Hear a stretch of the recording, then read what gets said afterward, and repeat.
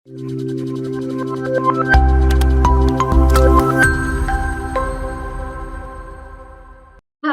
എന്റെ പേര് അഹമ്മദ്. ഞാൻ ലേൺ ബൈ ഹിസ്റ്ററി ഫാക്കൽറ്റി ആണ്. നമ്മൾ ഇന്ന് എടുക്കാൻ പോകുന്നത് social formation and cultural patterns of the ancient world ആണ്. അപ്പോ ഇൻട്രൊഡക്ഷനിൽ പറഞ്ഞതുപോലെ നമുക്ക് കുറേയധികം തീമുകളുണ്ട്.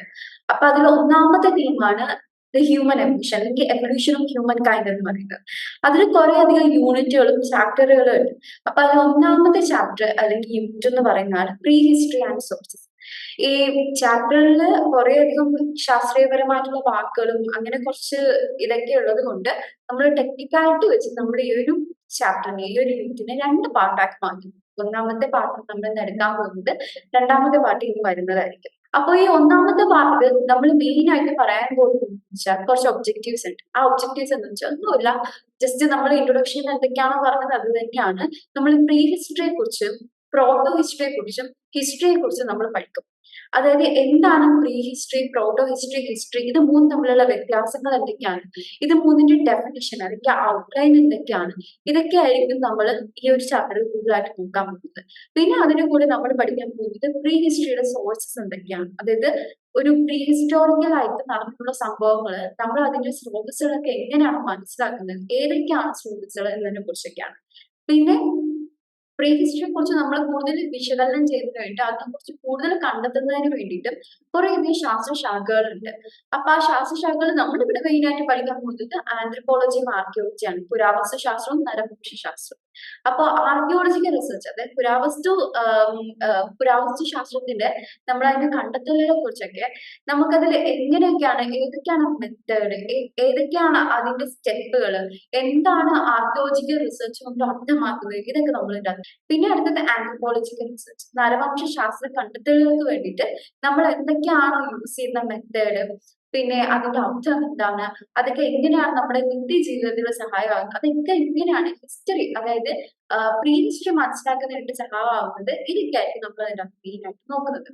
പിന്നെ പറയുന്നത് പ്രീ ഹിസ്റ്റോറിക് പീരീഡിനെ കുറിച്ച്, അതായത് മുൻകാല ചരിത്ര സമയത്തിനെ കുറിച്ച് എന്തൊക്കെ തരത്തിലുള്ള ഡെവലപ്മെന്റുകളാണ് ഉണ്ടാകുന്നത്, ആ ഡെവലപ്മെന്റുകളെ കുറിച്ച്, അതായത് ഉണ്ടാകുന്ന വ്യത്യാസങ്ങൾ എന്തൊക്കെയാണ്, അതിനെ കുറിച്ച് കൂടുതൽ പഠിക്കുന്നതിന് വേണ്ടി നമുക്ക് എന്തൊക്കെ ചാൻസസുകളാണുള്ളത്, ഓപ്പർച്യൂണിറ്റീസുകളാണുള്ളത്, അതൊക്കെ നമ്മൾ ഇതിനകത്ത് പഠിക്കും. അപ്പോ ഇൻട്രൊഡക്ഷനെ കുറിച്ച് പറയുമ്പോൾ ആദ്യമേ തന്നെ ഹിസ്റ്ററിക്ക് ഒരു ഡെഫിനിഷൻ ഉണ്ട്. നമ്മുടെ ചരിത്രത്തിന്റെ ഡെഫിനിഷൻ, ചരിത്രത്തിന്റെ മെയിൻ ആയിട്ടുള്ള ഡെഫിനിഷൻ എന്ന് വെച്ചാൽ ഭൂതകാലത്ത് നടന്ന എല്ലാ ചരിത്ര വസ്തുതകളുടെയും എന്താണ് ഒരു ശേഖരത്തിനാണ് നമ്മൾ ഹിസ്റ്ററി എന്ന് പറയുന്നത്. അതായത് history is the records of എന്താണ് ഹിസ്റ്റോറിക്കൽ അക്കൗണ്ട്സ് എന്നൊക്കെയാണ് പറയുന്നത്. അപ്പോ എന്താ പറയുക, അപ്പോ ആ ഒരു ഹിസ്റ്ററിയില് നമ്മൾ ഏറ്റവും അധികം നമ്മൾ ചർച്ച ചെയ്യേണ്ട ഒന്നാണ് എന്തോന്ന്, മനുഷ്യന്റെ ഉത്ഭവം. അപ്പൊ ആ മനുഷ്യന്റെ ഉത്ഭവമാണ് എന്ത് ചെയ്യുന്നത്, പലതരത്തിലുള്ള സംസ്കാരങ്ങളിലൂടെ നയിച്ചത്. ആ സംസ്കാരത്തിലൂടെ ലോകത്തിൽ ഒരുപാട് മാറ്റം ഉണ്ടായത്, ഒരുപാട് ഡെവലപ്മെന്റുകൾ ഉണ്ടായത്. അപ്പൊ ഇതിന്റെ എല്ലാത്തിന്റെ ഉത്ഭവത്തിലാണ് നമ്മൾ ഇന്നിപ്പോ പഠിക്കാൻ വേണ്ടി. അപ്പോ ഈ പ്രീ ഹിസ്റ്ററിയെ കുറിച്ച് നമ്മൾ ആദ്യം മനസ്സിലാക്കുമ്പോൾ നമ്മുടെ മനസ്സിൽ വരേണ്ട രണ്ട് ലിറ്ററേച്ചർ ഉണ്ട്, രണ്ട് എന്താ പറയാ ബുക്കുകളുണ്ട്. അത് ആ രണ്ട് ബുക്കുകൾ എഴുതി ചാൾസ് ഡാർവിൻ എന്ന് പറയുന്ന ആളാണ്. അപ്പൊ ചാൾസ് ഡാർവിന്റെ രണ്ട് പുസ്തകങ്ങളുണ്ട്. ഒന്ന് the origin of species by means of natural selection, origin of species എന്ന് പറഞ്ഞാലും മതിയോ, അത് തന്നെയാണ് പുള്ളിക്കാരന്റെ പുസ്തകത്തിന്റെ ഒരുവിധപ്പെട്ട ടൈറ്റിൽ എന്ന് പറയുന്നത്. പിന്നെ ദ ഡിസെന്റ് ഓഫ് മാൻ. അപ്പൊ ഈ രണ്ട് പുസ്തകങ്ങളിലും പുള്ളിക്കാരൻ കുറച്ച് എന്താ പറയാ ഹ്യൂമൻ എവല്യൂഷൻ, അതായത് മനുഷ്യരുടെ ഉത്ഭവത്തിനെ കുറിച്ച് കുറെ അധികം കാര്യങ്ങൾ പറയുന്നുണ്ട്. അപ്പോ ആദ്യം തന്നെ മനുഷ്യന്റെ ഉത്ഭവത്തിനെ കുറിച്ച് എല്ലാവരും ആദ്യം ഫോക്കസ് ചെയ്തിരുന്ന അയാൾ.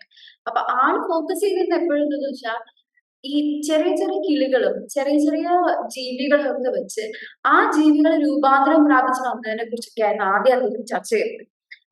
എക്സാമ്പിൾ എന്ന് പറഞ്ഞാൽ നമ്മുടെ കാട്ടിൽ കാണുന്ന പൂച്ച, ആ പൂച്ച ആ പൂച്ചയുടെ അതേ വർഗം തന്നെയാണ് എന്തത് നമ്മുടെ കടുവകള്, പുലി, ചീറ്റ, എന്താ പറയാ സിംഹം, അതുപോലുള്ള സംഭവം. അപ്പോ ആ ഒരു എന്താ പറയാ എവല്യൂഷനെ കുറിച്ചാണ് പറയുന്നത്. അതായത് ഇതിപ്പം നമ്മളായാലും പ്രൈമേറ്റ്സ് എന്ന് വെച്ചാൽ എന്താ പറയാ കുരങ്ങ് വർഗത്തിലുള്ള കുറെ ജീവികൾ. അപ്പൊ അവരിൽ നിന്നാണ് നമ്മൾ മനുഷ്യരായിട്ട് രൂപാന്തരം പ്രാപിച്ചത്. അപ്പൊ ആ ഒരു ഹ്യൂമൻ എവല്യൂഷനെ കുറിച്ച് ചാൾസ് ഡാർവിൻ ഒരു പ്രസിദ്ധമായിട്ടുള്ള തിയറി ഉണ്ട്, ദ സർവൈവൽ ഓഫ് ഫിറ്റസ്റ്റ് എന്ന് പറയുന്നത്. അതായത് ഏറ്റവും ഫിറ്റ് ആയിരിക്കുന്ന ഏറ്റവും ഹെൽത്തി ആയിട്ടുള്ള ആൾക്കാരുടെ അതിജീവനം, അതാണ് സംഭവം ഹ്യൂമൻ എവല്യൂഷൻ, അതാണ് സംഭവം മനുഷ്യൻ. അതായത് എന്താന്ന് വെച്ചാൽ ഇപ്പോ ഒരു എക്സാമ്പിൾ പറയാന്ന് വെച്ചാൽ നമ്മള് കുറെ അധികം ചീര വിത്തുകൾ നമുക്ക് കിട്ടുന്നുണ്ട്. അപ്പൊ ആ ചീര വിത്തുകളൊക്കെ തന്നെ നമ്മൾ എന്ത് ചെയ്യുന്നുണ്ട്, ഒരു സ്ഥലത്ത് വിതറുന്നുണ്ട്.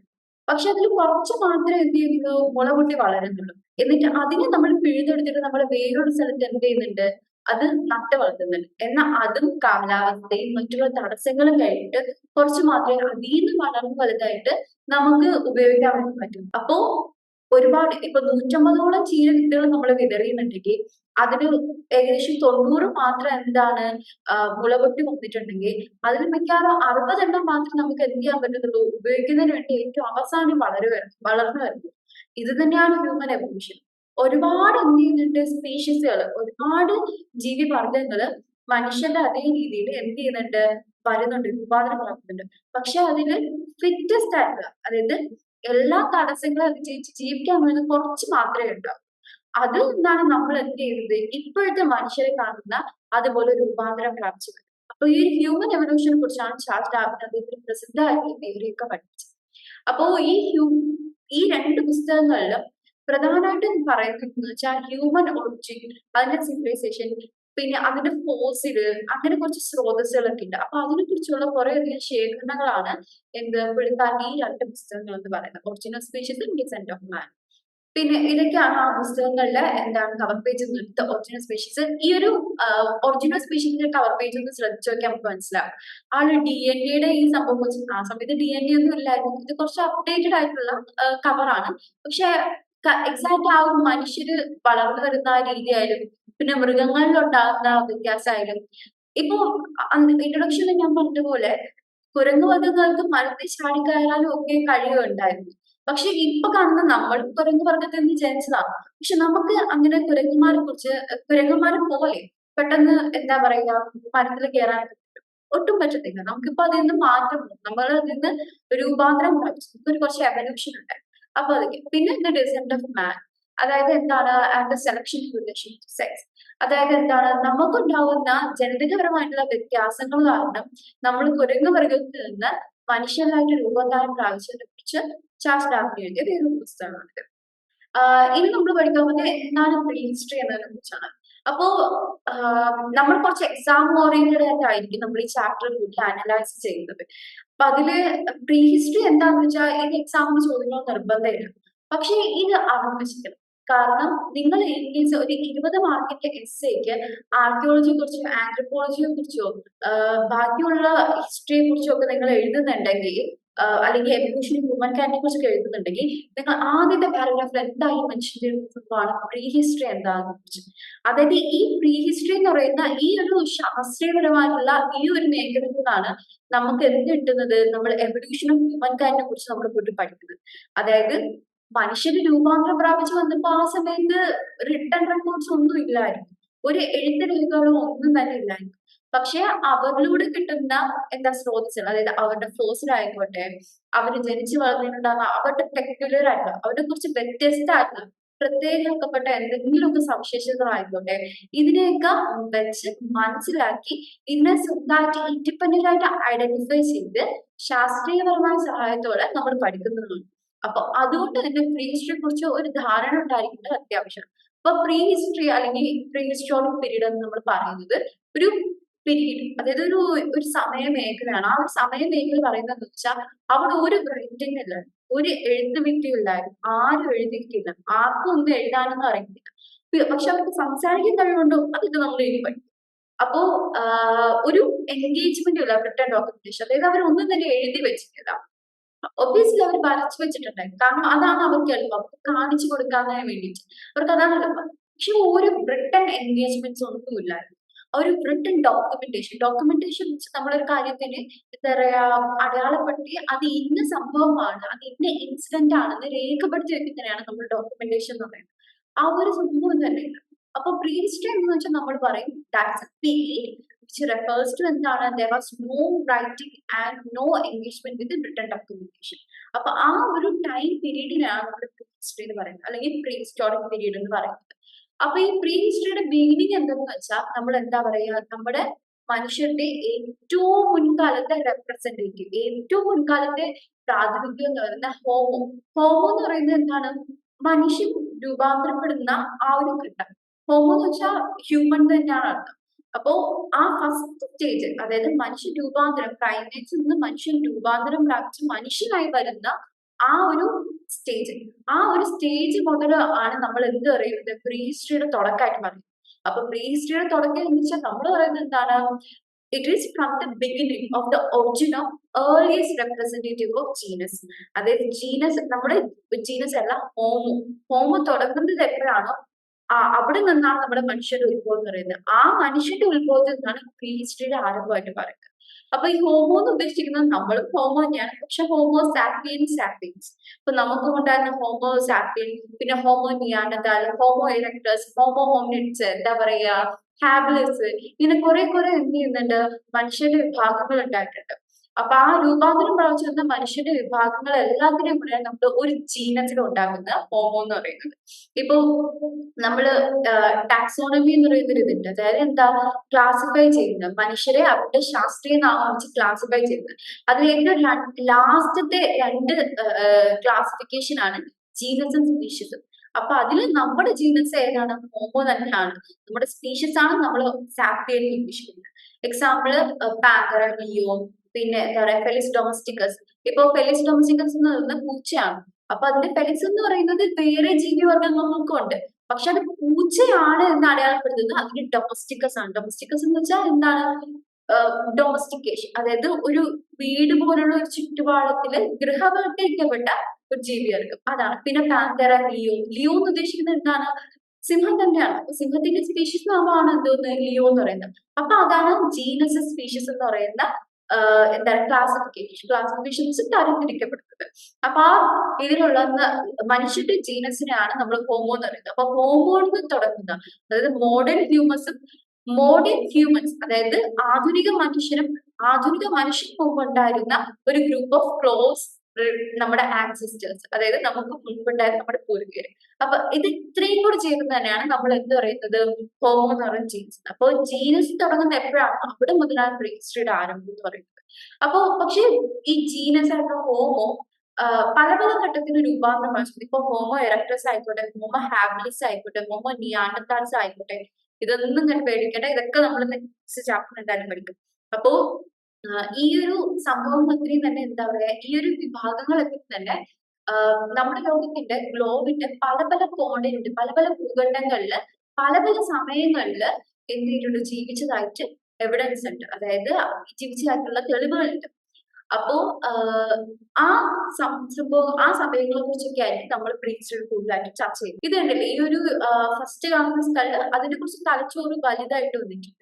അപ്പൊ അത് ആസ്ട്രോപിഥെക്കസ്. പിന്നെ അതിന്റെ ആ ഒരു സ്കള്ള് നോക്കിക്കൂടെ, മൂക്ക് മുതൽ ഇങ്ങോട്ട് വരുന്ന പൊന്തി നിൽക്കുന്നതായിട്ടാണ് കാണുന്നത്. അത് എന്താ പറയാ, കുരങ്ങുകൾക്ക് ഏറ്റവും അധികം ഉണ്ടാകുന്നത്. അപ്പൊ ആസ്ട്രോപിഥെക്കസ് എന്താണ്, നമുക്ക് മുൻപുണ്ടാകുന്ന നമ്മുടെ പൂർവികരാണ്. പിന്നെ ഹോമോ എറക്ടസ്, അതിന്റെ തലയോട്ടിയാണ് ഈ രണ്ടാമത് കാണുന്നത്. പിന്നെ ഹോമോ നിയാണ്ടർതാൽസ്, പിന്നെ ഹോമോ സാപ്പിയൻസ്.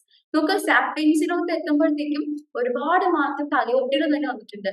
പല്ലുകളിലായിക്കോട്ടെ, നമ്മുടെ മോണകളിലായിക്കോട്ടെ ഒരുപാട് മാറ്റം വന്നിട്ടുണ്ട്. പിന്നെ കണ്ണിന്റെ കുഴികളിലായിക്കോട്ടെ, മൂക്കിലായിക്കോട്ടെ നല്ല മാറ്റം വന്നിട്ടുണ്ട്. അപ്പൊ ഇതൊക്കെയാണ് നമ്മൾ പ്രീ ഹിസ്റ്ററി കൂടുതലായിട്ടും പഠിക്കുന്നത്.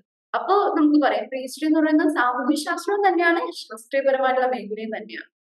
പിന്നെ അടുത്തത് വെച്ചാൽ ഈ നമ്മൾ ഇനി ഡെഫിനേഷനെ കുറിച്ചാണ്. അതായത് എന്താണ് പ്രീ ഹിസ്റ്ററി, എങ്ങനെയാണ് നമുക്ക് പ്രീ ഹിസ്റ്ററി എന്ന് പറയുന്ന പേര് കിട്ടിയത്, പ്രീ ഹിസ്റ്ററി എന്തുകൊണ്ടാണ് ഉദ്ദേശിക്കുന്നത്, ആരായിരിക്കും പ്രീ ഹിസ്റ്ററി എന്ന് പറയുന്ന ഒരു വേർഡ് തന്നെ കോട്ട് ചെയ്തത്, ഉണ്ടാക്കിയത് ആരാണ്? പക്ഷെ പ്രീ ഹിസ്റ്ററി എന്ന് പറയുന്ന ആദ്യം ഉപയോഗിച്ച പോൾ ടാർണർ എന്ന് പറയുന്ന ആളാണ്. ഈ പോൾ ടാർണർ ആണ് ഈ ഒരു ബുക്ക് കവറിലുള്ള ആള്. ആളൊരു ഫ്രഞ്ച് ആയിട്ടുള്ള ആളൊരു ഫ്രഞ്ച് പേഴ്സൺ ആണ്. ആള് ഫ്രാൻസിൽ താമസിക്കുന്ന ആളാണ്. ആള് സംഭവം പ്രീ ഹിസ്റ്ററി ഉപയോഗിച്ചിരുന്ന പേര് എന്താണെന്ന് വെച്ചാൽ പിരീഡ് ആന്റി ഹിസ്റ്റോറിക്, അതായത് ഏറ്റവും പുരാതനമായിട്ട് നടന്നിട്ടുള്ള കാലം ഏതാണ് അതിനെയാണ് ആൾ പ്രീ ഹിസ്റ്ററി എന്ന് ഉപയോഗിച്ചത്. പക്ഷെ അത് എക്സാക്ട് പ്രീ ഹിസ്റ്ററി ഉപയോഗിച്ചിട്ടുണ്ട്. ആൾ ഉപയോഗിച്ച വേർഡ് എന്താന്ന് വെച്ചാൽ പീരീഡ് ആന്റി ഹിസ്റ്റോറിക് എന്നാണ്. പക്ഷെ പിന്നീട് അതിന് ആള് കൊടുക്കുന്ന ഡെഫിനിഷൻ എന്താണ്, the period of human history before the emergence of written document. അതായത് നമ്മൾ എഴുത്ത് വിദ്യകള് അല്ലെങ്കിൽ എഴുതി രേഖപ്പെടുത്തിയ എന്തെങ്കിലും സംഭവങ്ങൾ ഉണ്ടാകുന്നതിന് ഒരുപാട് നാളുകൾക്ക് മുമ്പുണ്ടായിരുന്ന മനുഷ്യന്റെ ചരിത്രത്തില്, ആ മനുഷ്യൻ ഉണ്ടാക്കിയ ചരിത്രം മനുഷ്യൻ ജീവിച്ചിരുന്ന സമയത്തെ ചരിത്രത്തിനെ കുറിച്ചാണ് നമ്മൾ എന്ത് ചെയ്യുന്നത്, ഈ പീരീഡ് ആൻഡ് ഹിസ്റ്റോറിക് എന്ന് ഉദ്ദേശിക്കുന്നത്. പിന്നീട് ഡാനിയൽ വിൽസൺ അദ്ദേഹത്തിന്റെ archaeology and pre historic analysis Scotland എന്ന് പറയുന്ന പുസ്തകത്തില് ഈ പീരീഡ് ആൻഡ് ഹിസ്റ്റോറിയൻസിനെ ഹിസ്റ്റോറിക്കിനെ അതിന്റെ ആ ഒരു സത്ത അല്ലെങ്കിൽ അതിന്റെ ഡെഫിനിഷൻ മാറാതെ തന്നെ പ്രീ ഹിസ്റ്ററി എന്ന് കുറച്ച് റീഫ്രെയിം ചെയ്ത് എന്ത് ചെയ്തു ആൾ ഉപയോഗിക്കാൻ പറ്റുന്നത്. പിന്നെ അതിനുശേഷം നമ്മൾ എല്ലാവരും ഉപയോഗിക്കാൻ തുടങ്ങിയ വാക്കാണ് പ്രീ ഹിസ്റ്ററി എന്ന് പറയുന്നത്. ഈ പ്രീ ഹിസ്റ്ററി എന്ന് പറയുന്നത് നേരത്തെ തന്നെ പറഞ്ഞ പോലെ ഹ്യൂമൻ ബയോളജിക്കൽ റെവല്യൂഷൻ ഉണ്ട്, ഹ്യൂമൻ കൾച്ചറൽ റെവല്യൂഷൻ ഉണ്ട്. അതായത് എഴുത്ത് വിദ്യ എഴുതി രേഖപ്പെടുത്തുന്നതിന് മുമ്പ് ഉണ്ടായിരുന്ന മനുഷ്യന്റെ ജീവിച്ചിരുന്ന ചരിത്രത്തിനെ കുറിച്ച് ഉള്ള ഒരു വലിയ ശാസ്ത്രശാഖയാണ്, അല്ലെങ്കിൽ ഒരു വലിയൊരു എന്താ പറയാ ഒരു മേഖലയാണ് പ്രീ ഹിസ്റ്ററി എന്ന് പറയുന്നത്. ഇതാണ് നമ്മുടെ ഡാനിയൽ വിൽസൺ എന്ന് പറയുന്നത്. ഡാനിയൽ വിൽസന്റെ ബുക്കിന്റെ കവറാണിത്. കുറച്ച് മോഡേൺ അഡ്വാൻസ്ഡ് ആയിട്ടുള്ള ബുക്ക് കവറാണിത്. അടുത്തത് എന്തെന്ന് വെച്ചാൽ നമ്മൾ ഈ ഒരു ബ്രിട്ടൻ റെക്കോർഡ്സ് ഒന്നും ഇല്ലല്ലോ. അതായത് പ്രീ ഹിസ്റ്ററി എന്ന് പറയുന്നത് ഒരു നോ എൻഗേജ്മെന്റ് വിത്ത് എന്താ പറയാ ബ്രിട്ടൻ ഡോക്യുമെന്റേഷൻ, എഴുതി രേഖപ്പെടുത്തുന്നതിന് വേണ്ടിയുള്ള ഒരു തെളിവും ഇല്ല. എഴുതി രേഖപ്പെടുത്തി അവർ ജീവിച്ചിരുന്നു എന്ന് പറഞ്ഞാൽ ഒരു തെളിവില്ലാത്ത ആ ഒരു സമയത്ത് മനുഷ്യൻ ജീവിച്ചിരുന്ന മനുഷ്യന്റെ ചരിത്രം രേഖപ്പെടുത്തിയിട്ടിരുന്ന ആ സമയത്തിനാണ് നമ്മൾ പ്രീ ഹിസ്റ്ററി എന്ന് പറയുന്നത്. അപ്പൊ ആ സമയത്ത് നമുക്ക് കൂടുതലായിട്ട് എന്തൊക്കെയായിരിക്കും സോഴ്സസ് ഉണ്ടായിരിക്കാം? ഒന്ന് എന്താ പറയുന്നത് ആർട്ടിഫാക്ട്സ് അല്ലെങ്കിൽ മെറ്റീരിയൽ റിമൈൻസ്. മെറ്റീരിയൽ റിമൈൻസ് എന്ന് പറയുന്നത് നമുക്ക് കിട്ടുന്ന സംഭവങ്ങൾ അവിടെ എന്തൊക്കെയാണ്? ചിലപ്പോ മനുഷ്യന്റെ എല്ലാം ആയിരിക്കാം, ബോൺസ് ആയിരിക്കാം, സ്കെൽറ്റൻസ് ആയിരിക്കാം, പിന്നെ അവർ ഉപയോഗിച്ചിരുന്ന എന്തെങ്കിലുമൊക്കെ സംഭവങ്ങളൊക്കെ, പോട്ടറി, നമ്മുടെ കലമൊക്കെ ഉണ്ടല്ലോ, മൺകലം, അതുപോലുള്ള സംഭവങ്ങളോ, അല്ലെങ്കിൽ അവർ ഉപയോഗിച്ചിരുന്ന ടൂൾസ്, അവർ ഉപയോഗിച്ചിരുന്ന ആയുധങ്ങളോ, അല്ലെങ്കിൽ അവർ ഉപയോഗിച്ചിരുന്ന എന്തെങ്കിലും ഓർഗാനിക് ആയിട്ടുള്ള മെറ്റീരിയൽസ് എന്തെങ്കിലുമൊക്കെ ഉണ്ടെങ്കിൽ അതിനൊക്കെ ആയിരിക്കും നമ്മൾ എന്ത് ചെയ്യുന്നത് മെറ്റീരിയൽ റിമൈൻസ് അല്ലെങ്കിൽ ആർട്ടിഫാക്ട്സ് എന്ന് പറയുന്നത്. ഇതാണ് പ്രീ ഹിസ്റ്ററി മനസ്സിലാക്കുന്നതിനായിട്ട് നമ്മൾ ആദ്യം ഉപയോഗിക്കുന്നത് നമ്മുടെ സ്കോളേഴ്സ് എന്ന് പറയുന്നത്.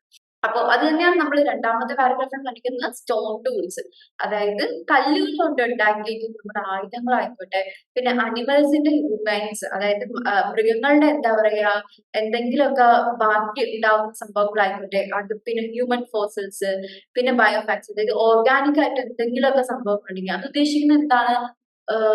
എന്തെങ്കിലും മരങ്ങളുടെ എന്തെങ്കിലും അവശിഷ്ടോ അങ്ങനെ എന്തെങ്കിലുമൊക്കെ ഉണ്ടെങ്കിൽ അത്, പിന്നെ കൾച്ചറൽ ലാൻഡ്സ്കേപ്പ് അത് ഉദ്ദേശിക്കുന്നത് നമ്മുടെ കേവ്സ് ആണ്. അതായത് എക്സാമ്പിൾ കേവ്സ് ആണ് ഉദ്ദേശിക്കുന്നത്, മാത്രമല്ല എക്സാമ്പിൾ ഇത് കേവ്സ് ആണ്. പിന്നെ എന്താ പറയുക, ഈ റിസർച്ചേഴ്സ് നമ്മുടെ ഇത് കണ്ടെത്തുന്ന ഇതിനെ കുറിച്ച് കൂടുതൽ ശാസ്ത്രീയപരമായിട്ട് വിശകലിച്ചിരുന്ന ആൾക്കാര് ഈ പ്രീ ഹിസ്റ്ററിക്കും ഹിസ്റ്ററിക്കും ഇടയിലും വേറൊരു കാലഘട്ടം ഉണ്ടതായിട്ട് എന്ത് ചെയ്തു അവർ തെളിയിക്കപ്പെട്ടു. അപ്പൊ ആ ഒരു ട്രാൻസിസ്റ്ററി പീരീഡിനെ കുറിച്ച്, അതായത് ഇതിന്റെ ഇടയ്ക്ക് ഉണ്ടാകുന്ന ആ ഒരു ട്രാൻസിഷൻ, ഒരു മാറ്റം ഉണ്ടാകുന്ന ആ ഒരു പീരീഡിനെ കുറിച്ചാണ് പ്രോട്ടോ ഹിസ്റ്ററി എന്ന് പറയുന്നത്. പ്രോട്ടോ ഹിസ്റ്ററി നമ്മൾ നേരത്തെ എന്റെ ഇൻട്രൊഡക്ഷനിൽ പറഞ്ഞ പോലെ എന്താണ് സംഭവം? ആ സമയത്ത് അവിടെ എഴുത്തുവിദ്യയൊക്കെ ഉണ്ടായിരുന്നു. അവര് പരസ്പരം വാർത്താവിനിമയം നടത്തുന്നതിന് വേണ്ടി അവർ എഴുത്തൊക്കെ ഉപയോഗിച്ചിട്ടുണ്ടായിരുന്നു.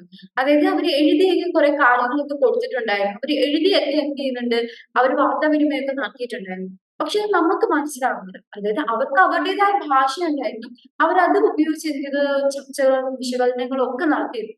പക്ഷെ അത് നമുക്ക് എന്ത് ചെയ്യുന്നില്ല, മനസ്സിലാകുന്നില്ല. അപ്പൊ അത് കുറെ പുരാതനമായിട്ടുള്ള കുറച്ച് പഴകിയ നമുക്ക് ഒട്ടും മനസ്സിലാകാൻ പറ്റാത്ത കുറെ സിമ്പിൾസും ചിഹ്നങ്ങളും സയൻസും ഒക്കെ ആയിട്ടായിരിക്കും എന്ത് ചെയ്യുന്നത് ആ ഒരു അവരുടെ എഴുത്തിന്റെ കൂടുതലായിട്ട് പറയുന്നത്. ബെസ്റ്റ് എക്സാമ്പിൾ ഹാരപ്പൻ സിവിലൈസേഷൻ അഥവാ സിന്ധു നദീതട സംസ്കാരം. ആ സിന്ധു നദീതട സംസ്കാരത്തില് അവർക്ക് അവരുടേതായ എഴുത്തുവിദ്യകൾ ഉണ്ടായിരുന്നു. കുറെ ചിത്രങ്ങളായിക്കോട്ടെ, കുറെ ചിഹ്നങ്ങളായിക്കോട്ടെ. പക്ഷെ നമുക്കത് മനസ്സിലാക്കാൻ കഴിയുന്നില്ല, നമുക്കത് വായിക്കാൻ വേണ്ടി കഴിയുന്നില്ല. അപ്പോ എന്താ പറയുക, ഈ പ്രീ ഹിസ്റ്ററി, മുൻപുണ്ടായിരുന്ന പ്രീ ഹിസ്റ്ററിയിൽ നിന്ന് പിന്നെ നമ്മുടെ ചരിത്രത്തിലോട്ട് ഹിസ്റ്ററിയിലോട്ട് എത്തുന്ന ആ ഒരു സമയത്തിന് ഇടയിലുണ്ടായിരുന്ന ഒരു കാലഘട്ടം. ആ കാലഘട്ടത്തിൽ എഴുത്തുവിദ്യ ഉണ്ടായിരുന്നു വെച്ചാൽ എഴുത്തുവിദ്യ ഉണ്ടായിരുന്നു. പക്ഷെ അത് നമുക്ക് എന്ത് ചെയ്യാൻ പറ്റുന്നില്ല, അവരെ കുറിച്ച് കൂടുതൽ അണ്ടർസ്റ്റാൻഡിങ് മനസ്സിലാക്കാൻ പറ്റുന്നില്ല. അപ്പോ അതിനുശേഷം ഈ ഹാരപ്പൻ സിവിലൈസേഷൻ നടക്കുന്ന സമയത്ത് വേറെ പല രാജ്യങ്ങളിലും വേറെ പല സ്ഥലങ്ങളിലും എന്ത് ചെയ്തിട്ടുണ്ടായിരുന്നു, അവരുടേതായിട്ടുള്ള എഴുത്തുവിദ്യകൾ ഉണ്ടായിരുന്നു. അത് ഉപയോഗിച്ച് അവരെന്ത് ചെയ്യുന്നുണ്ട്, ഈ ഹാരപ്പൻ സിവിലൈസേഷനെ കുറിച്ച് അവർ എഴുതുന്നുണ്ട്. അതായത് ഹാരപ്പൻ സിവിലൈസേഷൻ ഒരു സംസ്കാരമാണ്, ആ സംസ്കാരത്തിന് അവരുടേതായ എഴുത്തുവിദ്യകൾ ഉണ്ടായിരുന്നു. പക്ഷെ അത് അവർ ഉപയോഗിച്ച് എന്ത് ചെയ്തിട്ടുണ്ട്, പിന്നെ വന്ന കാലഘട്ടത്തിലേക്ക് വേണ്ടി അവർ എഴുതി രേഖപ്പെടുത്തി അതില്ല. പക്ഷെ ഇവരെ കുറിച്ച് ആര് എഴുതുന്നുണ്ട്, ഈ ഹാരപ്പൻ സിവിലൈസേഷൻ നടന്ന അതേ സമയത്ത് ലോകത്തിന്റെ പല ഭാഗങ്ങളിലുണ്ടായിരുന്ന വേറെ വേറെ മനുഷ്യ സിവിലൈസേഷൻ സംസ്കാരങ്ങളുണ്ടെങ്കിൽ അവരെന്ത് ചെയ്തിട്ടുണ്ട് ഇവരെ കുറിച്ചുള്ള ചരിത്രം എഴുതിയിട്ടുണ്ട്. അപ്പൊ ഇതൊക്കെയാണ് എന്തെന്ന് പറയുന്നത് പ്രോട്ടോ ഹിസ്റ്ററി കൊണ്ട് ഉദ്ദേശിക്കുന്നത്. അപ്പോ എന്താണ് the period Indian culture that immediately before it's recorded history begins. അതായത് എന്താണ് നമ്മൾ എഴുതി രേഖപ്പെടുത്തിക്കൊണ്ട് നമ്മൾ ആ ഒരു ചരിത്രം തുടങ്ങുന്നതിന് മുമ്പ് ഉണ്ടായിരുന്ന ആ ഒരു കാലഘട്ടത്തെയാണ് നമ്മൾ എന്ത് പറയുന്നത് പ്രോട്ടോ ഹിസ്റ്ററി എന്ന് പറയുന്നത്. വേറെ പറയുന്നത് സംഭവം ഇതൊക്കെ തന്നെയാണ്. The people or the regions west illiterate. അവർക്ക് എഴുത്ത് വിദ്യ ഉണ്ടാകുന്ന വെച്ചാൽ ഉണ്ടായിരുന്നു. പക്ഷെ അതുപയോഗിച്ച് അവർക്ക് വാർത്താവിനിമയം നടത്താൻ പറ്റും. പക്ഷെ അതിൽ എല്ലാവർക്കും തന്നെ ആ ഒരു എഴുത്ത് വിദ്യ അറിയാമെന്ന് വെച്ചാൽ അത് അറിയത്തില്ല. കുറച്ച് എലൈറ്റ് ആയിട്ടുള്ള ആൾക്കാർക്കായിരിക്കും അറിയുന്നുണ്ട്. കുറച്ച് ആൾക്കാർക്ക് മാത്രമായിരിക്കും അറിയുന്നുണ്ടായിരുന്നു. എല്ലാവരും എന്ത് ചെയ്യുന്നില്ല, എന്താ പറയാ, എല്ലാവരും ലിറ്ററേറ്റ് ആകുമെന്ന് വെച്ചാൽ അതല്ല. അപ്പൊ പക്ഷെ അതേ സമയത്ത് വേറെ പല ആൾക്കാർ, ഇവർക്ക് അയൽക്കാരായിട്ടുള്ള പല ആൾക്കാരുണ്ടെങ്കിൽ, അയൽക്കാരല്ല നെയ്ബറിംഗ് ആയിട്ടുള്ള സിവിലൈസേഷൻസ് ഉണ്ടെങ്കിൽ അവർക്ക് ഇവരെ കുറിച്ച് അറിയാന്നുണ്ടെങ്കിൽ അവരെന്ത് ചെയ്യും, ഈ ഹാരപ്പ എക്സാമ്പിൾ ഹാരപ്പയെ കുറിച്ച് എഴുതും. ഇപ്പൊ വേറെ ഒരു എക്സാമ്പിൾ തന്നെ, ഇപ്പോ ജസ്റ്റ് റാൻഡം ആകുക എന്ന് പറയുന്ന സംഭവമാണ്. ഈ ചരിത്രമായിട്ടും ഒരു ബന്ധമില്ല. പക്ഷെ നമ്മൾ ജസ്റ്റ് ഒന്ന് പറയാണ്, ടൈം ലൈൻ ആരും നോക്കട്ടെ, പറയാണ് നമ്മൾ ഇൻഡസ് വാലി സിവിലൈസേഷൻ ഉണ്ട്. അപ്പൊ അതേ സമയത്ത് തന്നെ ഈജിപ്ഷ്യൻ സിവിലൈസേഷൻ അവിടെ നടക്കുന്നുണ്ടെങ്കിൽ ഈജിപ്റ്റ് ആള് ഈ ഇൻഡസ് വാലിയെ കുറിച്ച് എന്ത് ചെയ്യുന്നുണ്ട്, എഴുതുന്നുണ്ട്. കാരണം അവർക്ക് അവരുടേതായ ഒരു എഴുത്ത് വിദ്യയുണ്ട്. അവിടെയുള്ള എല്ലാവർക്കും എന്ത് അറിയാം, എഴുതാനും വായിക്കാനും അറിയാന്നുണ്ടെങ്കിൽ ഇവർ എന്ത് ചെയ്യും, ഈ ഈജിപ്തിലുള്ള ആൾക്കാരെ ഹാരപ്പക്കാരെ കുറിച്ച്. അപ്പൊ ഈ ഒരു ട്രാൻസിസ്റ്ററി പീരീഡിനെ കുറിച്ചാണ് എന്ത് നമ്മൾ പ്രോട്ടോ ഹിസ്റ്ററി കൊണ്ട് ഉദ്ദേശിക്കുന്നത്. ഇനി അടുത്ത് നമ്മുടെ branches of knowledge of pre history. അതായത് പ്രീ ഹിസ്റ്ററിയെ കുറിച്ച് പഠിക്കുന്നതിന് വേണ്ടി നമ്മൾ മെയിൻ ആയിട്ട് ഉപയോഗിക്കുന്ന ശാസ്ത്രശാഖകൾ ഏതൊക്കെയാണെന്നുള്ളതിനെ കുറിച്ചാണ്. ഒന്ന് ആർക്കിയോളജി, രണ്ട് ആന്ത്രപ്പോളജി. ആർക്കിയോളജി എന്ന് വെച്ചാൽ പുരാവസ്തു ശാസ്ത്രം, ആന്ത്രപ്പോളജി എന്ന് വെച്ചാൽ നരവംശാസ്ത്രം. അപ്പോ നമ്മൾ ആദ്യം ആർക്കിയോളജിയെ കുറിച്ച് കാര്യം പറയുന്നത്. അപ്പൊ ആർക്കിയോളജി എന്ന് വെച്ചാൽ സ്റ്റഡി ഓഫ് മെറ്റീരിയൽസ്. നമുക്ക് ചരിത്രമായിട്ട് ബന്ധപ്പെട്ട് എന്തൊക്കെ മെറ്റീരിയൽ മീൻസ് എന്തൊക്കെ സംഭവങ്ങളാണ് നമുക്ക് കിട്ടുന്നത്, എന്തൊക്കെ വസ്തുക്കളാണ് നമുക്ക് ആ ഒരു സ്ഥലത്ത് നിന്ന് കിട്ടുന്നത്, അതിനെയൊക്കെ വെച്ച് നമ്മൾ ചരിത്രത്തെ കുറിച്ച് മനസ്സിലാക്കുന്ന ആ ഒരു ശാസ്ത്രശാഖയാണ് നമ്മൾ ആർക്കിയോളജി, പുരാവസ്തു ശാസ്ത്രം എന്ന് പറയുന്നത്. ഈ പുരാവസ്തു ശാസ്ത്രത്തിൽ, അതായത് ആർക്കിയോളജിയിലേക്കുള്ള ആ ഒരു കടന്നുവരവ് പറയുന്നത് വെച്ചാൽ, ഈ യൂറോപ്പില് ഹ്യൂമാനിസം, റിനൈസാൻസ് എന്ന് പറയുന്ന രണ്ട് സ്റ്റേജസ് നടന്നിട്ടുണ്ടായിരുന്നു. അതായത് മിഡീവൽ വേൾഡിൽ, അതായത് എന്താ പറയാ, മധ്യകാല യൂറോപ്പിലും മധ്യകാല ലോകത്തില് ഉണ്ടായിരുന്ന രണ്ട് സ്റ്റേജസ് ആണ് റിനൈസാൻസും ഹ്യൂമാനിസം എന്ന് പറയുന്നത്. അപ്പൊ ഈ രണ്ട് സമയത്ത് എന്ത് ചെയ്തിട്ടുണ്ടായിരുന്നു, ഒരു വിഭാഗം ആൾക്കാർ ആ സമയത്ത് ജീവിച്ചിരുന്നു. അവർ സംഭവം ചെയ്യുന്നതെന്ന് വെച്ചാൽ ഈ ആന്റിക്സ്, വളരെ പഴയതായിട്ടുള്ള വളരെ പുരാവസ്തു ആയിട്ടുള്ള സംഭവങ്ങളൊക്കെ ഇവർ എന്ത് ചെയ്തിട്ടുണ്ടായിരുന്നു, ശേഖരിച്ച് അതിനെ കുറിച്ച് പഠിക്കാൻ വേണ്ടി തുടങ്ങിയിട്ടുണ്ടായിരുന്നു. അപ്പൊ അവരൊക്കെ നമ്മൾ ആന്റിക്വയറീസ് എന്നാണ് പറയുന്നത്. ഈ ആന്റിക്വയറീസ് നോക്കുമ്പോൾ അവര് ആന്റിക്സ് കളക്ട് ചെയ്യാൻ, ആന്റിക് ശേഖരണം ചെയ്യുന്നതിന് വേണ്ടി താല്പര്യമുള്ള ആൾക്കാരുണ്ട്. അപ്പൊ അവര് സ്ട്രേറ്റ്സ് ആണോന്ന് വെച്ചാൽ അല്ല, അവര് കുറച്ച് മിഡിൽ ആയിട്ട്, അതായത് ഒരു മിഡിൽ ക്ലാസ് ആയിട്ടുള്ള ആൾക്കാരെന്ന് വെച്ചാൽ അതുമല്ല. അപ്പൊ എന്തായിരിക്കും, അവർ എലൈറ്റ് ആയിട്ടുള്ള ആൾക്കാരായിരിക്കും. കാരണം പൈസ വാങ്ങി ആ ആന്റിക് പുരാവസ്തുക്കൾ അത്രയും ശേഖരിക്കുന്ന ആൾക്കാർക്ക് മാത്രമേ എന്ത് ചെയ്യാൻ പറ്റുന്നുള്ളൂ, ഈ ഒരു ശാസ്ത്രശാഖയിലോട്ട് ആ സമയത്ത് വരാൻ പറ്റുന്നുണ്ടായിരുന്നു. അപ്പൊ എന്തെന്നാലും അതായിരുന്നു എന്തോന്ന് ആർക്കിയോളജിയുടെ തുടക്കം എന്ന് പറയുന്നത്, ആന്റിക്വയറീസ്. അപ്പൊ ഈ റിനൈസാൻസിനും ഈ ഹ്യൂമാനിസം പീരീഡിലും ഈ ആന്റിക്വയറീസ് എന്ത് ചെയ്തിട്ടുണ്ടായിരുന്നു, ഒരു ക്ലാസിക്കൽ ആർക്കിയോളജി, ഒരു പണ്ടത്തെ ഒരു ആർക്കിയോളജി എന്ന് പറയുന്ന ഒരു ശാസ്ത്രശാഖയിലോട്ട് കടന്നു വരുന്നതിന് കാരണമായി. ഇനി അടുത്ത് എന്തെന്ന് പറയുന്നത്, ഈ ആർക്കിയോളജി നമ്മുടെ സമയത്തിനും കാലത്തിനും, അതായത് സമയം, കാലം, സ്ഥലബന്ധമില്ലാതെ എന്ത് ചെയ്യുന്നുണ്ട്, നമ്മള് ആ ഒരു സംഭവത്തിനെ കുറിച്ച് നമ്മൾ അനാലിസിസ് ചെയ്യാൻ വേണ്ടി തുടങ്ങും. അതായത് ഇപ്പൊ ഒരു സൈറ്റ് നമുക്ക് കിട്ടി, ഒരു പുരാവസ്തു ശേഖരണമൊക്കെ കിട്ടിയ ഒരു സ്ഥലത്തെ നമുക്ക് അറിയത്തില്ല അത് എവിടെ നിന്നാ വരുന്നത്, അത് ഏത് സ്ഥലമാണോ എന്ന് നമുക്കറിയത്തില്ല. പക്ഷെ ഇൻ കേസ് ഇതിനു മുമ്പ് കുറെ ആർക്കിയോളജിസ്റ്റ് ഇതിന് പരിസര പ്രദേശങ്ങൾ വന്ന് ചെയ്തിട്ടുണ്ട്. അവിടെ കുറെ അധികം എന്താണ് കണ്ടെത്തലുകളും കുറെ വിശകലനം ഒക്കെ നടന്നിട്ടുണ്ടെങ്കിൽ അത് ഏത് ചരിത്ര സമയത്ത് ഉണ്ടായിരുന്ന സ്ഥലമാണെന്ന് മനസ്സിലാക്കി കഴിഞ്ഞാൽ ഈ സ്ഥലത്തിൽ ഉണ്ടാവുന്ന സാധനങ്ങൾ അതേ കാലത്തിലുള്ളതാണെന്ന് നമുക്ക് പറയാൻ പറ്റും. പക്ഷെ ഇൻ കേസ് ഒരു സ്ഥലത്ത് നമുക്ക് ഒരു പുരാവസ്തു ശേഖരണം കിട്ടി, പക്ഷെ ആ സ്ഥലത്തിന് ചരിത്രത്തിൽ ഒരു ബന്ധവുമില്ല, ഒരു അർത്ഥവുമില്ല.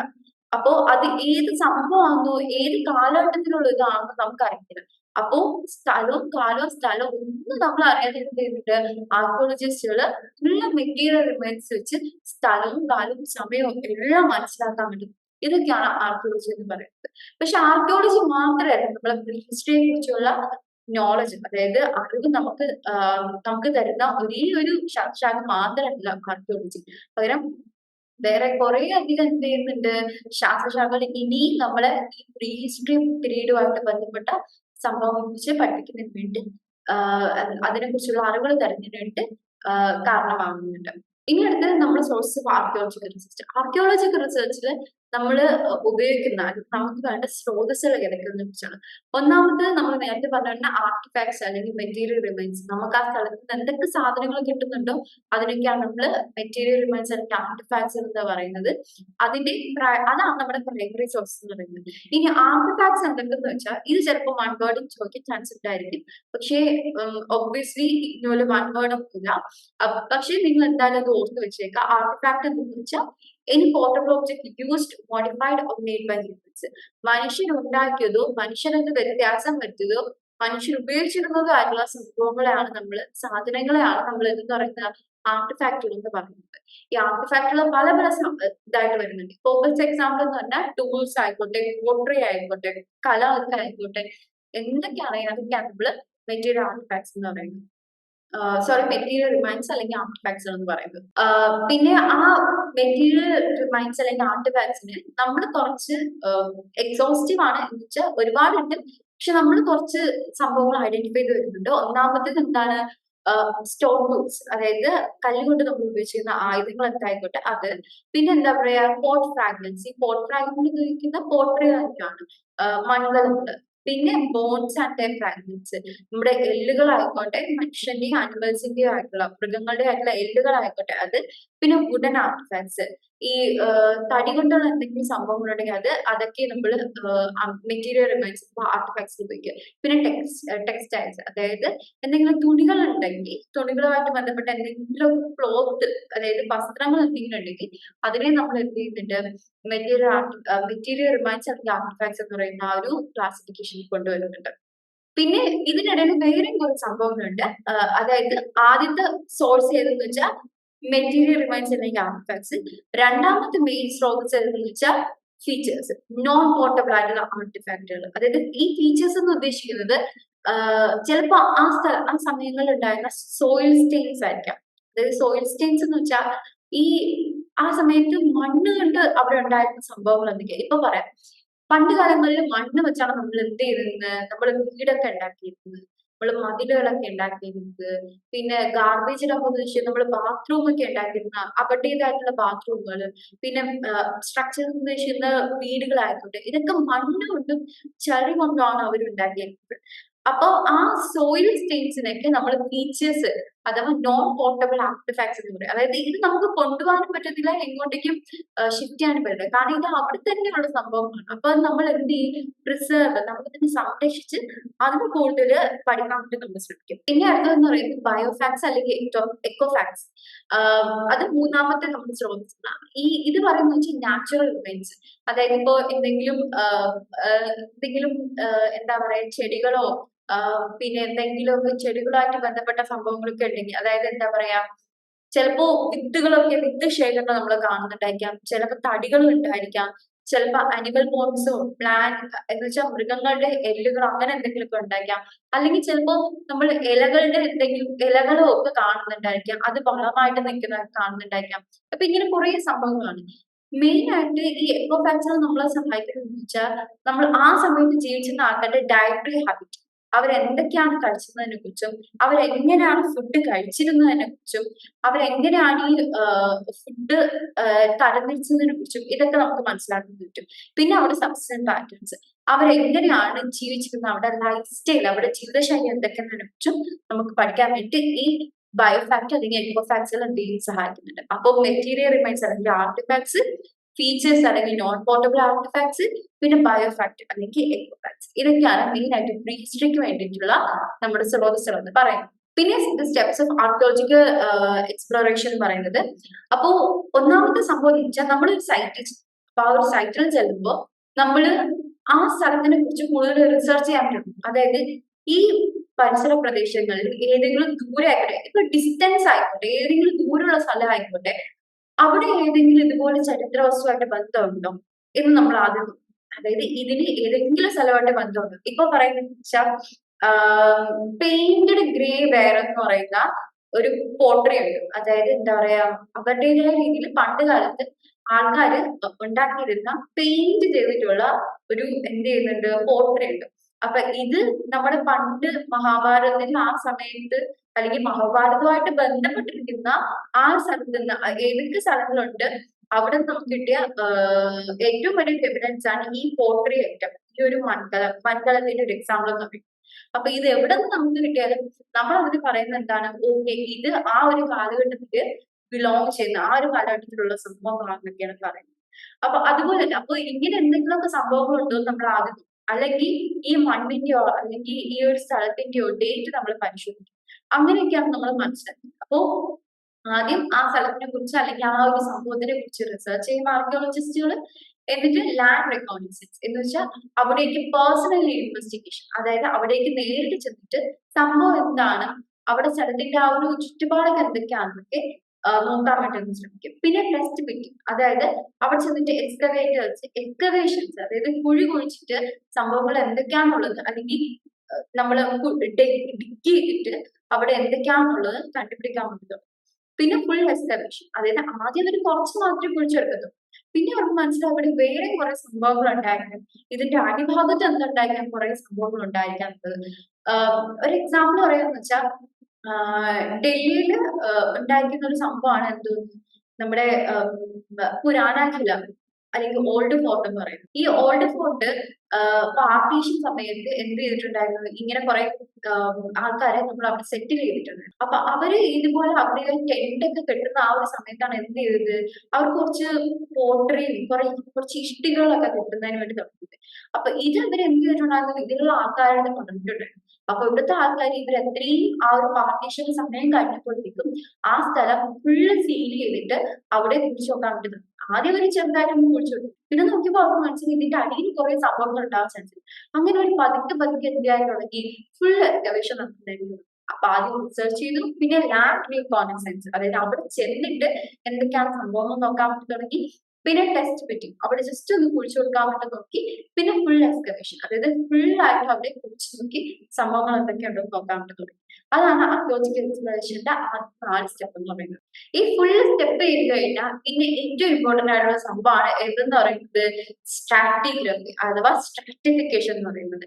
നമ്മളിപ്പോ ഓരോ ലെയർ ആയിട്ട് നമ്മൾ വെക്കുന്നുണ്ട്.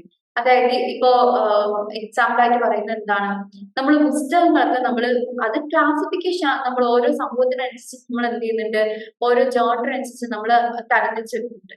പക്ഷെ അതുപോലെ തന്നെ ഈ ഇതൊരു സോയിലോ അങ്ങനെ എന്തെങ്കിലുമൊക്കെ നമുക്ക് വെച്ചു, അതായത് മണ്ണില് ഓരോ ലെയർ ആയിട്ട് നമ്മൾ സംഭവങ്ങളെ തരംതിരിക്കും. അതായത് ആദ്യത്തെ ഒരു ലെയറിൽ ചിലപ്പോൾ കിട്ടുന്ന സംഭവങ്ങളൊക്കെ വേറെ ആയിരിക്കും, രണ്ടാമത്തെ ലെയറിൽ നമുക്ക് കിട്ടുന്ന സംഭവങ്ങളൊക്കെ അത് വേറെ. അപ്പൊ നമ്മൾ രണ്ടാമത്തെ ലെയർ, പിന്നെ മൂന്നാമത്തെ ലെയറിൽ നമ്മൾ വേറൊരു സംഭവിക്കുന്നത്, അപ്പൊ അത് നമ്മൾ മൂന്നാമത്തെ ലെയർ. ഇങ്ങനെ ഓരോ ലെയർ ആയിട്ടും ആ ലെയറിൽ നിന്ന് വരുന്ന സംഭവങ്ങളൊക്കെ നമ്മൾ ഐഡന്റിഫൈ ചെയ്യാൻ പറ്റുന്നുണ്ട്. ഇപ്പൊ ചിലപ്പോ ഒന്നാമത്തെ ലെയറിൽ നമുക്ക് കിട്ടുന്ന എന്തായിരിക്കും, പോട്ടറി, എന്തെങ്കിലുമൊക്കെ ബീഡ്സ്, നമ്മള് മുത്തുകൾ അങ്ങനെ എന്തെങ്കിലും ഉണ്ടെങ്കിൽ അതൊക്കെ, അങ്ങനെ എന്തെങ്കിലും ആഡംബരമായിട്ട് സംഭവിക്കാം. രണ്ടാമത്തെ ലെയറിൽ നമുക്ക് കിട്ടുന്ന ചിലപ്പോൾ ടൂൾസ് വല്ലതുമായിരിക്കാം, നമ്മള് രണ്ടാമത്തെ ലെയർ ആയിരിക്കും. മൂന്നാമത്തെ ലെയറിൽ നമുക്ക് ചിലപ്പോ പല മെറ്റീരിയൽസ് ആയിരിക്കാം, ഫോസിൽസോ അങ്ങനെ എന്തെങ്കിലും ഉണ്ടെങ്കിൽ അതൊക്കെ ആയിരിക്കാം. വേണ്ട വേണ്ട, മൂന്നാമത്തെ ലെയറിൽ നമുക്ക് കിട്ടുന്നത് എന്തെങ്കിലും സോയിൽ സ്റ്റെയിൻസ് ആയിരിക്കാം, ഫീച്ചേഴ്സ് ആയിരിക്കാം, ചിലപ്പോൾ വീട് പോലത്തെ സംഭവങ്ങൾ എന്തെങ്കിലും ഉണ്ടെങ്കിൽ. നാലാമത്തെ സംഭവത്തിൽ നമുക്ക് കിട്ടുന്ന എന്തായിരിക്കും, മെറ്റീരിയൽ റിമൈൻസ് ആയിരിക്കും, വല്ല ബോൺസോ അനിമലിന്റെ ബോൺസോ അങ്ങനെ എന്തെങ്കിലുമൊക്കെ ആയിരിക്കാം. ഇപ്പൊ നിങ്ങൾക്ക് മനസ്സിലായി ഈ ഒരു സംഭവത്തിന് ഞാൻ ഏറ്റവും ലാസ്റ്റ് മെറ്റീരിയൽ റിമൈൻസ് ഇപ്പൊ ബോഡി ബോൺസ് പറഞ്ഞു വെച്ചാൽ ആ സമയത്തൊക്കെ ക്രിമേറ്റ് ചെയ്തത് എങ്ങനെയായിരുന്നു, നമ്മള് ആൾക്കാരെ കുറിച്ചതായിരുന്നു. അപ്പൊ അങ്ങനെ നമുക്ക് എന്ത് കിട്ടാൻ വേണ്ടി പറ്റും, മെറ്റീരിയൽ മീൻസ് ഏറ്റവും അവസാനത്തെ ലെവലിൽ നിന്ന് കിട്ടാൻ വേണ്ടി ചാൻസ് കിട്ടും. അതായത് ഏറ്റവും അവസാനത്തെ സ്ട്രാറ്റയിൽ നിന്ന് നമുക്ക് കിട്ടാൻ പറ്റും. അപ്പൊ അതുകൊണ്ടാണ് ഞാൻ അങ്ങനെ ആ ഒരു ലെയർ ചെയ്തത്. അപ്പൊ ഈ ഒരു ലെയറിങ്ങിനെയാണ് നമ്മൾ എന്ത് ചെയ്യുന്നത്, സ്ട്രാറ്റിഫിക്കേഷൻ അഥവാ ഈ ഒരു ലെയറിനെ കുറിച്ച് ആർക്കിയോളജിസ്റ്റുകൾ പഠിക്കുന്ന ആ ഒരു സംഭവത്തിനാണ് നമ്മൾ സ്ട്രാറ്റിഗ്രഫി എന്ന് പറയുന്നത്.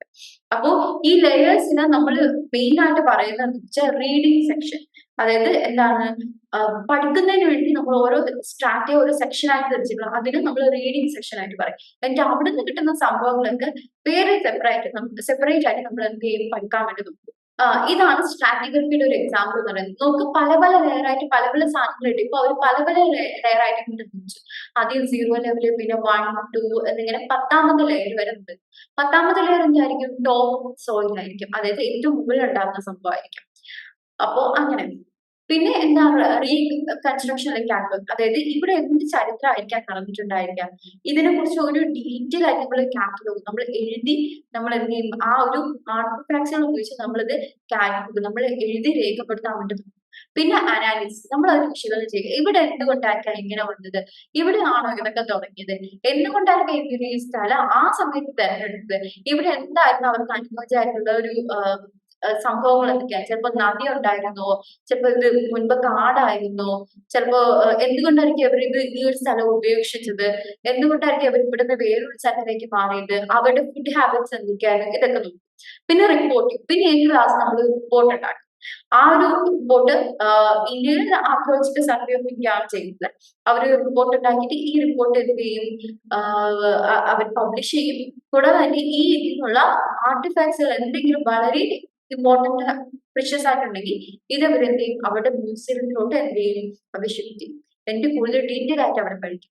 എക്സാമ്പിൾ സിന്ധു സംസ്കാരത്തിൽ ആ ഒരു ഡാൻസിങ് ലേഡിയുടെ ആ ഒരു ഫിഗർ തന്നെ അത് എന്ത് ചെയ്യുന്നുണ്ട്, ഇപ്പോ ആർക്കിയോളജിക്കൽ മ്യൂസിയത്തിനകത്ത് എന്ത് ചെയ്യുന്നുണ്ട്, നമ്മൾ കൊണ്ടുവച്ചിട്ടുണ്ട്. പിന്നെ നമ്മൾ ഇതാണ് നമ്മുടെ ലാസ്റ്റ് പോർഷൻ എന്ന് പറയുന്നത്. നമ്മൾ ഇനി ബാക്കിയുള്ള സംഭവങ്ങൾ അടുത്ത പാർട്ട് 2 പറയും. ഇപ്പൊ ഇതിനകത്ത് നമ്മൾ കുറച്ചധികം വേർഡ്സുകൾ പറഞ്ഞിട്ടുണ്ട്. അപ്പൊ അതിൽ ഒന്നാമത്തെ വേർഡ്സ് ആണ് എന്തോന്ന്, ജിയോളജിസ്റ്റ്, അതായത് scientist who study the solid and liquid matter that constitute. ഇപ്പൊ നമ്മൾ നേരത്തെ പറഞ്ഞു, ആർക്കിയോളജി മാത്രമല്ല നമുക്ക് ശാസ്ത്രശാഖയുമായിട്ട് ബന്ധപ്പെട്ട് പ്രീ ഹിസ്റ്ററിയെ കുറിച്ച് മനസ്സിലാക്കുന്നതിന് വേണ്ടി നമുക്ക് കിട്ടുന്ന ഒരു സോഴ്സ് എന്ന് പറയുന്നത്. ജിയോളജിസ്റ്റുകൾ എന്ത് ചെയ്യുന്നുണ്ട്, സഹായിക്കുന്നുണ്ട്. പിന്നെ പാലിയോന്റോളജിസ്റ്റുകൾ സഹായിക്കുന്നുണ്ട്, അതായത് ഫോസിലിനെ കുറിച്ച് പഠിക്കുന്ന പ്രത്യേക ശാസ്ത്ര വിഭാഗത്തിലെ സയന്റിസ്റ്റുകൾ നമ്മൾ എന്ത് ചെയ്യുന്നുണ്ട്, പാലിയോന്റോളജിസ്റ്റുകൾ എന്ന് പറയുന്നത്. പാലിയോന്റോളജിസ്റ്റ് എന്ത് ചെയ്യുന്നുണ്ട്, അതിനെ കുറിച്ച് പഠിക്കുന്നുണ്ട്. പിന്നെ ആർട്ടിഫാക്ട്സ്, സ്ട്രാറ്റിഫിക്കേഷൻ, സ്ട്രാറ്റിഗ്രഫി, ഇതൊക്കെ നമ്മൾ നേരത്തെ ഡിസ്കസ് ചെയ്തത് തന്നെയാണ്. അപ്പോ ഇതാണ് നമ്മുടെ യൂണിറ്റ് 1ന്റെ പാർട്ട് 1 എന്ന് പറയുന്നത്. യൂണിറ്റ് 1ന്റെ പാർട്ട് 2 നമ്മൾ ഉടനെ തന്നെ അതിനെ കുറിച്ച് പറയുന്നതായിരിക്കും. ഓക്കെ, അപ്പോൾ ബൈ.